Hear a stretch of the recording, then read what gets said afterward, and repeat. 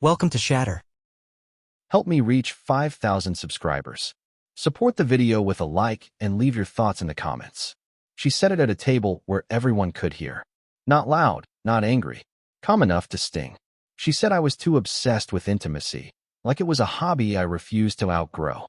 The way she smiled when she said it made the people around us relax, like she'd just landed a clean joke. I didn't answer. I felt something close inside me and lock. We were at Applebee's, the kind of place where couples pretend everything's fine because the lights are forgiving and the noise keeps questions away. She kept her phone face down but within reach, tapping it once in a while as if checking a pulse. I noticed she didn't look at me after the line landed. She didn't need to. She already had the room. I work in security systems. My job is to notice what doesn't belong. Patterns. Gaps. Doors left unlocked because someone assumed no one would try them. Sitting there, I realized the comment wasn't a slip. It was a boundary marker, a way to reframe my need for closeness as a flaw she could manage in public. The humiliation wasn't loud. It was efficient. On the drive home, she talked about a campaign launch and a client dinner she needed to prep for. I nodded when required. My truck rolled steady under me, the Chevy Silverado humming like it always did, grounded, reliable. I'd installed half the neighborhood's cameras myself over the years. I knew how easily people forgot they were being seen. At home, Disney Plus filled the living room with bright colors and canned laughter. She sat on one end of the couch, scrolling, the screen reflected in her eyes. I sat on the other end, hands folded, listening to the distance grow. When I'd reached for her before, she'd called it pressure. Tonight I didn't reach. I measured the silence instead. Later, in bed, she turned her back without comment. No argument. No apology. Just the quiet certainty that she'd won a small contest she didn't think I was playing. I stared at the ceiling and cataloged the house the way I would a client's property. Entry points, blind spots, habits. I thought about how intimacy dies when it's mocked, how it doesn't scream or fight back. It just stops showing up. I didn't disappear that night. I didn't threaten or plead. I made a smaller decision. I stopped asking to be let in. And once I made it, the air between us changed. Thin and cold, like the first night you realize winter isn't leaving anytime soon. The first crack didn't come from her. It came from someone who had no reason to lie to me. 2 mornings later, I was leaving before sunrise, moving quietly through the house like a guest who overstayed his welcome. She was asleep, phone charging on the nightstand, screen lighting up once with a notification she didn't stir for. I didn't look at it. I didn't need to. I already felt the shift in her schedule. The way her evenings had grown precise and her excuses smoother. I stopped at IHOP on the way back from a night inspection job, the kind of place that smells like burnt coffee and routine. I sat alone, watching steam rise from my mug, when Mark slid into the booth across from me without asking. He lived 2 houses down, worked as a property manager, friendly in the shallow way people are when they don't expect depth. He mentioned, casually, that our neighbor across the cul-de-sac had started offering early morning training sessions. Private, discreet, said it like it was nothing, like weather. Then he added that he'd seen my wife's car there more than once, parked just out of sight, early enough that most people were still asleep. He laughed, uncomfortable, and said it was probably nothing. He said she looked focused, committed, like someone who knew exactly what she was getting out of it. He changed the subject fast, started talking about property taxes. I nodded. I finished my coffee. I paid and left. On the drive home, I replayed his words the way I replay footage when something goes wrong. No emotion, just sequence, frequency, timing. I knew the neighbor he meant. I'd helped him once, installing a camera system he never really needed. A private trainer, flexible hours, a body that spoke before he did. At home, she was already awake, dressed, hair pulled back with deliberate care. She said she was heading out early, something about a meeting that got moved up. She didn't look at me when she said it. She didn't have to. She'd practiced this tone. I watched her leave. I didn't ask questions. I didn't follow. I stood in the quiet kitchen, the refrigerator humming, and felt something settle into place. Not anger, not shock, confirmation. From that morning on, I stopped reaching for reassurance. I stopped correcting small lies. I stayed polite, functional, present. And while she thought she was managing appearances, I started doing what I'd always done best. I observed. Proof doesn't arrive like a confession. It arrives like a pattern you can't unsee once it forms. I didn't check her phone.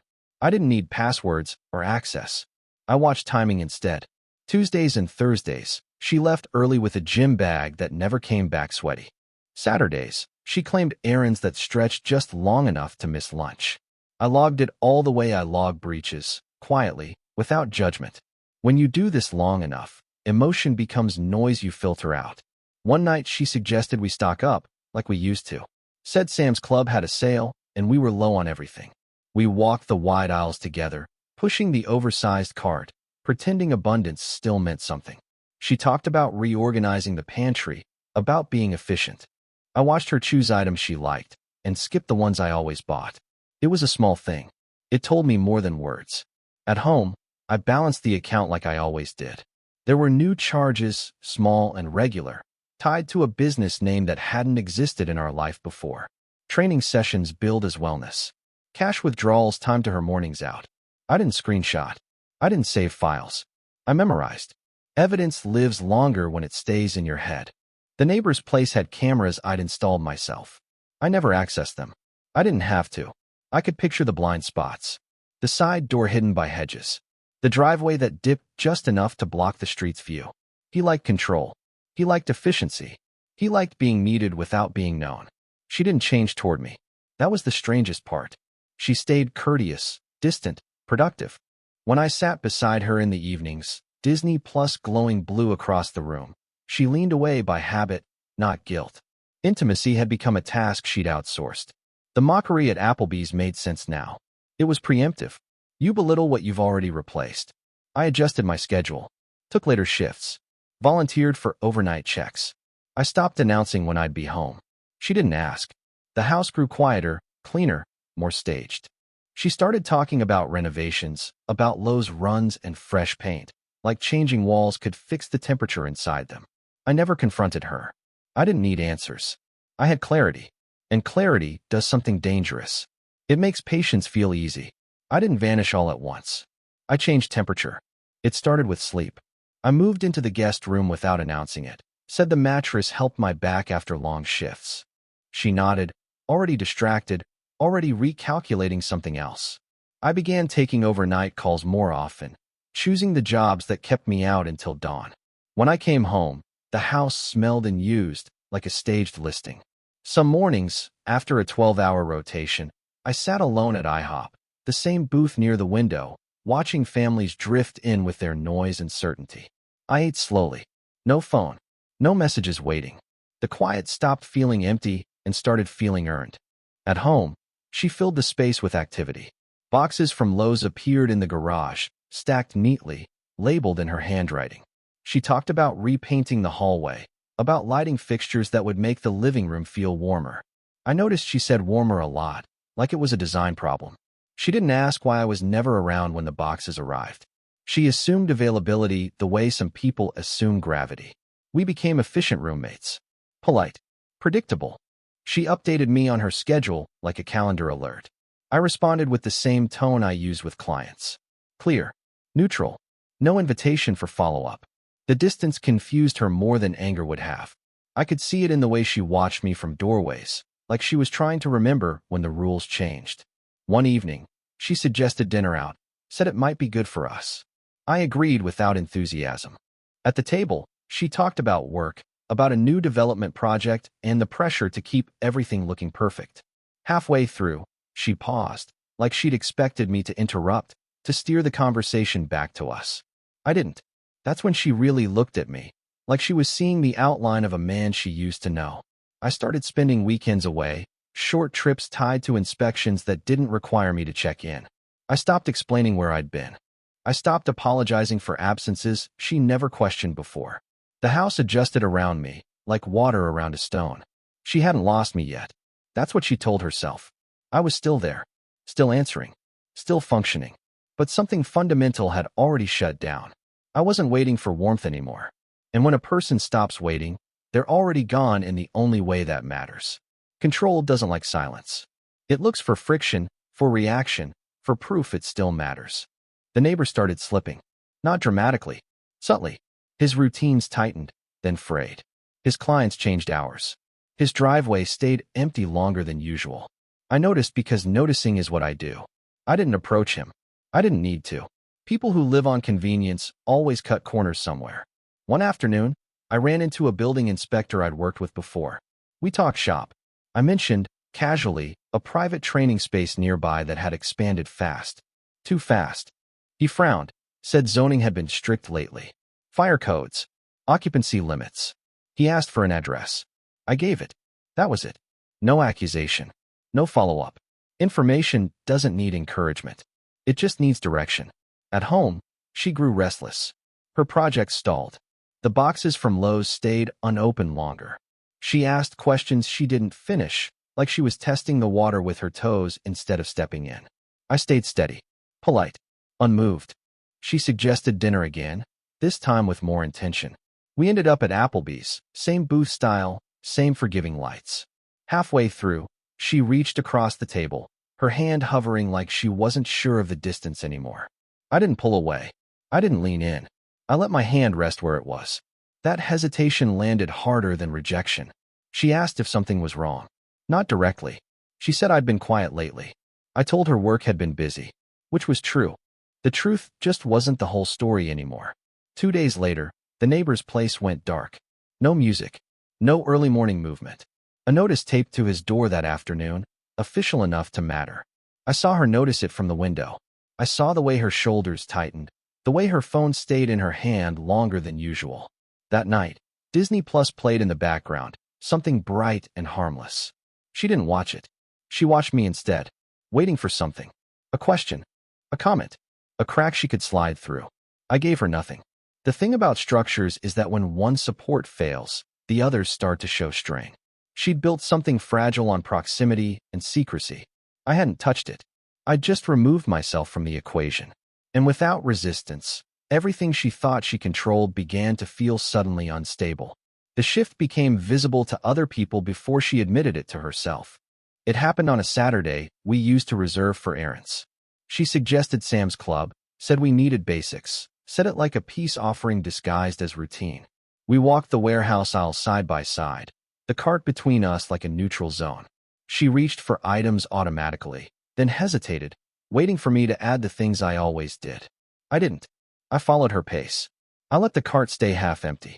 At checkout, she laughed nervously and said we'd forgotten half the list. I said we'd get it next time. There was no next time scheduled. That uncertainty lingered in the air longer than the receipt. Later that evening, we ran into friends at Applebee's. Couples we'd known for years. People who still assumed our rhythms were intact. She slipped into her public version easily, warm smile, practiced ease. But she kept checking my face, like she needed confirmation I was still playing my part. Someone joked about how quiet I'd been lately. Someone else said work must be keeping me busy. I nodded. She didn't laugh. She watched the table clock instead, her leg bouncing under the booth. When she tried to steer the conversation toward future plans, I didn't correct her. I didn't add details. I let the plans stay vague enough to dissolve. On the drive home, she asked if everything was okay. Not accusing. Careful. I said I was tired. Which was true, just not in the way she meant. Over the next week, the calls slowed. The texts she sent me during the day got shorter. Her evenings grew restless. She lingered in doorways, hovered in the kitchen while I made coffee, started conversations she didn't finish. Control hates uncertainty, and uncertainty had settled into our house like a draft she couldn't locate. Friends noticed. Her sister asked if we were all right. A coworker dropped a comment about how distracted she seemed lately. No one accused. No one confronted. They just adjusted their expectations around her. That adjustment hit harder than judgment. She started looking for warmth everywhere. Longer showers. Louder music. Bright lights left on in empty rooms. I stayed consistent. Calm. Available and function only. The more she reached, the more obvious it became to everyone watching that something fundamental had shifted. She hadn't been exposed. She'd been displaced. And that kind of loss doesn't come with a scene. It comes with silence that keeps spreading until there's nowhere left to stand. Isolation doesn't arrive all at once. It shows up in the spaces where noise used to be. She started staying home more, canceling dinners, skipping after-work drinks she once treated like oxygen. When she was out, she checked her phone constantly, not scrolling, just waiting. I could feel it in the house when she returned. The way the air tightened like she expected resistance and found none. I was there, technically. Same address. Same responsibilities. I fixed things when they broke. Paid what needed paying. Answered questions with precision and no extra words. I moved through the rooms like a shadow that knew the layout better than anyone else. Evenings settled into a new pattern. Disney Plus played almost every night. The volume low, something familiar looping in the background. She sat closer than before, not touching, just testing distance. I didn't react. The absence of reaction unsettles people more than refusal. There's nothing to push against. She tried to recreate moments. Suggested we cook together. Asked if I remembered a trip we took years ago. Laughed a beat too long at things that weren't jokes. Each attempt landed softly and went nowhere. I didn't shut her down. I didn't lean in. I let her feel the full weight of one-sided effort. Her sleep changed. She woke earlier. Stayed up later. Restlessness has a sound if you listen for it. Drawers opening and closing. Feet pacing. The shower running when no one needed it. She started taking on small projects again, talking about another run to Lowe's like movement itself could restore balance. One morning, I came back from an overnight job and found her already dressed, sitting at the table with coffee gone cold. She looked up like she wanted to ask something important and couldn't find the words that wouldn't weaken her position. I nodded and went to the guest room to sleep. Later that day, I ate alone at IHOP. Same booth, same quiet. I watched other people fill the space with complaints and plans. I felt none of it tug at me. The distance I'd built was doing its job. It wasn't armor. It was clarity. She started realizing she was alone in a house that still had two people in it. That's a particular kind of fear. There's no villain to blame, no moment to point to. Just the slow understanding that the warmth she assumed was permanent had been conditional all along. And conditions had changed. She hadn't lost me in a dramatic way. She'd lost access. And access, once revoked, doesn't come back through effort. It comes back only if it's offered. I wasn't offering anything anymore. The confrontation didn't look like one. That's what made it unbearable for her. She waited for a moment that felt neutral enough to try. A Tuesday night. No plans. Disney Plus paused mid-episode, the screen dimming the room into something almost intimate. She turned toward me on the couch, knees angled in my direction, posture careful, like she was approaching a wild animal she used to feed by hand. She said my name the way people do when they want to reset a conversation that's been going wrong for weeks. Then she said she felt distance. She said she missed us. She said she didn't know when things changed, only that they had. Her voice stayed steady, but there was urgency underneath, like she needed me to interrupt and reassure her before she lost momentum. I didn't. I looked at her the way I look at control panels when something fails. Calm, attentive, detached. I let her talk until she ran out of words that didn't require admitting anything. She asked if I was still in this. Not accusatory, almost hopeful. I told her I was present, which was true. I didn't tell her what I wasn't anymore. She waited for more. For a question. For a demand. For anger she could respond to. Silence stretched between us, thick enough to notice. Her breathing changed. She leaned closer, searching my face for something familiar. I stood up instead. Said I had an early shift. Said I needed sleep. Both were true. I walked past her without touching, without rushing, without explanation. The guest room door closed softly behind me. That was the moment she understood she couldn't pull me back with words. Or proximity. Or guilt. She'd lost leverage she didn't even realize she'd been using. Over the next few days, she tried different angles. Practical concern. Nostalgia. Even humor. Each attempt slid off the surface I'd become. I answered what needed answering. Nothing more. She suggested dinner out again, somewhere public, somewhere safe. Applebee's came up, like muscle memory. I said maybe. Not yes. Not no. Maybe hung in the air longer than she expected. The power shift wasn't loud. There was no raised voice, no slammed door. Just a steady realization setting in for her that I wasn't waiting to be chosen anymore. I'd already made my choice, and she hadn't been part of it. Her collapse didn't come with tears at first. It came with logistics failing. She missed a meeting she'd never missed before. Blamed traffic. Then missed another. Her phone stayed face down more often now, like it had stopped offering solutions. The confidence she wore so easily began to fray at the edges, not enough for anyone to intervene. but enough for people to notice and quietly step back. One afternoon, she came home earlier than usual, arms full of bags from Target, like she'd tried to buy a version of comfort she couldn't name. She set them on the counter and stood there, staring at nothing, as if waiting for the house to respond. It didn't. The silence didn't meet her halfway anymore.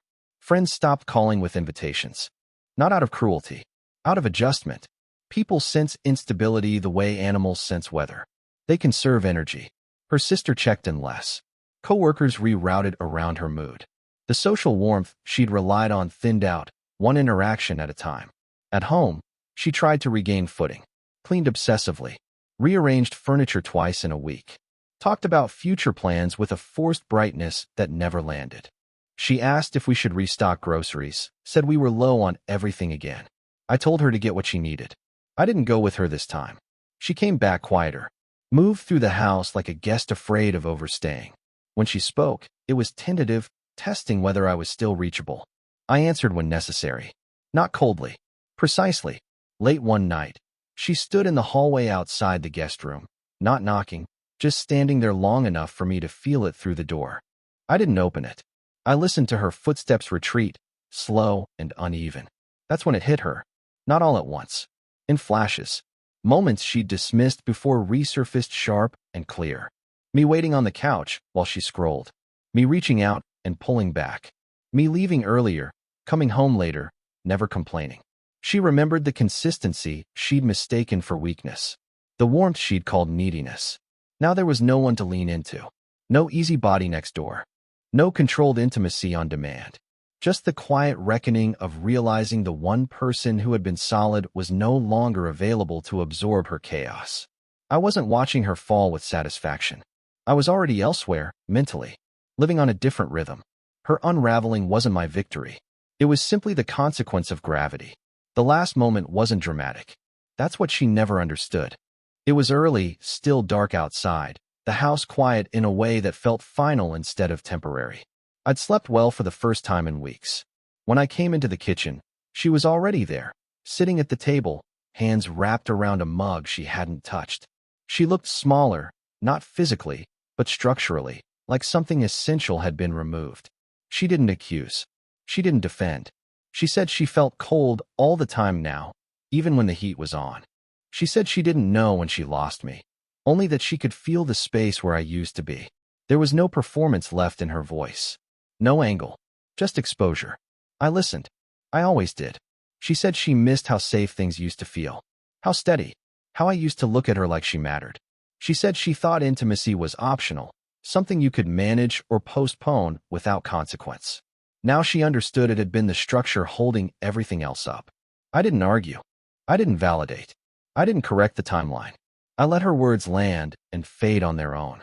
I told her I hadn't disappeared. I told her I'd simply stopped showing up where I wasn't respected.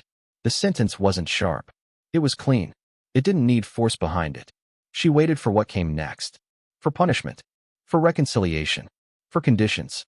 I gave her none of that. I told her I was leaving for breakfast. I said it the way you say you're stepping outside for air. At IHOP, I sat in my usual booth, watched the sky lighten through the window. I felt steady. Not victorious. Clear. When I came back, my bag was already by the door. I hadn't packed it that morning. I'd been packing it for weeks, decision by decision. She stood in the hallway as I passed, eyes searching my face for something she could still reach. I nodded once. Not in forgiveness. In acknowledgement. I didn't slam the door. I didn't rush. I walked to my truck and drove away like a man heading toward his own life, not away from hers. She had warmth available once. She'd mocked it. When it disappeared, she finally felt the cold. By then, it wasn't mine to fix. What would you have done in my place? If the story hit you, leave a like.